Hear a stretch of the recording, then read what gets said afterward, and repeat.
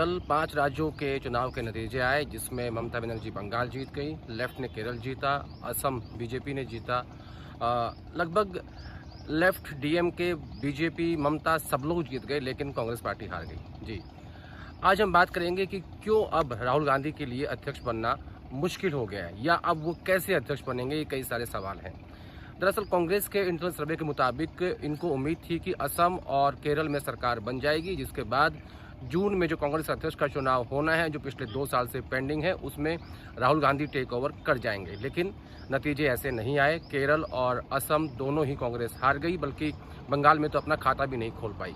इसके अलावा डीएमके के साथ अलायंस में, जहां वो 25 सीटों में उनका पार्टनरशिप थी, वहां पे सरकार जरूर बनी। लेकिन केरल और असम को लेकर कांग्रेस पार्टी को बहुत उम्मीद थी, जिसके ऊपर पूरा भविष्य टिका हुआ था राहुल गांधी का, लेकिन वो दोनों ही राज्य कांग्रेस हार गई है। तो अब सवाल ये है कि राहुल गांधी अब कांग्रेस पार्टी के अध्यक्ष जून में कैसे बनेंगे। दरअसल इससे पहले 2019 की जो लोकसभा चुनाव हुए थे, उसमें हार की जिम्मेदारी लेते हुए राहुल गांधी ने अध्यक्ष पद से इस्तीफा दिया था।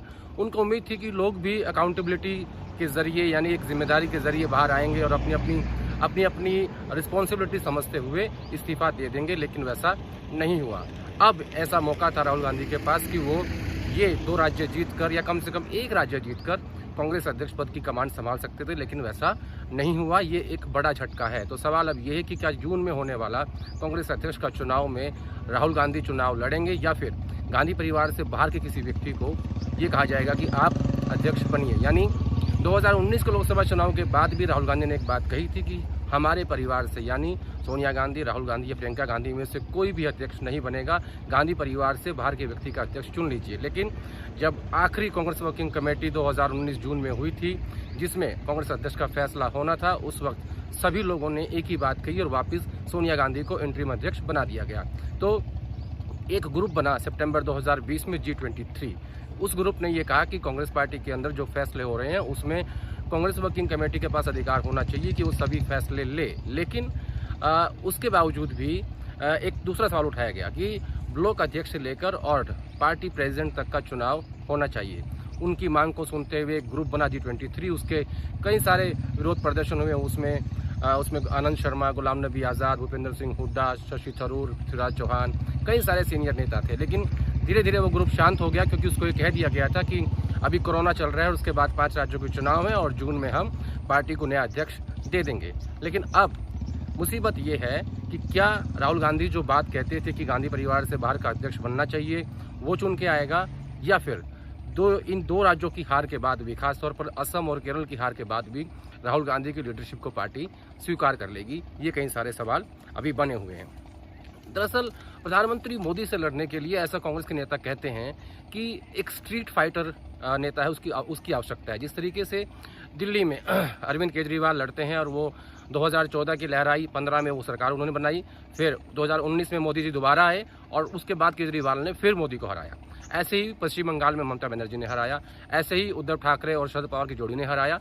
और इसी तरीके से एक स्ट्रीट फाइट नेता की ज़रूरत है जो कांग्रेस को आगे लेके जा सके। ऐसा मैं नहीं कहता। दरअसल 1 मई को, यानी 2 मई के नतीजों से पहले, परसों राहुल गांधी ने एक इंटरव्यू दिया। उनमें सवाल पूछा गया कि क्या आप तैयार हैं, कोई भी जिम्मेदारी संभाल सकते हैं। तो राहुल गांधी ने कहा कि जो पार्टी मुझे जिम्मेदारी देगी मैं उसके लिए तैयार हूँ। यानी एक संकेत था कि अगर कल नतीजे बेहतर आएंगे तो राहुल गांधी अध्यक्ष बन जाएंगे। लेकिन उस इंटरव्यू का, उस स्टेटमेंट का कोई फ़ायदा नहीं हुआ। कांग्रेस सभी जगह हार गई एक्सेप्ट तमिलनाडु, जो कि डीएमके की जीत है। वहाँ कांग्रेस बहुत छोटी पार्टनरशिप में है, सिर्फ 25 सीटों में है। अब जो बड़ा सवाल है ये है कि क्या जो जून में चुनाव होने जा रहा है कांग्रेस अध्यक्ष का, क्या इसे कोरोना के जरिए टाल दिया जाएगा, या फिर 2022 में फरवरी में चुनाव है उत्तर प्रदेश में, उत्तराखंड में और पंजाब में। पंजाब में कांग्रेस के नेता कैप्टन अमरिंदर सिंह है, उसका श्रेय कभी भी सेंट्रल लीडरशिप को नहीं मिल सकता। यूपी में आपके पास कुछ ज़्यादा है नहीं, और क्या उत्तराखंड का चुनाव जीतकर आप फिर अगर कमान संभालेंगे तो कोई ज़्यादा बड़ी जीत वो नहीं होगी।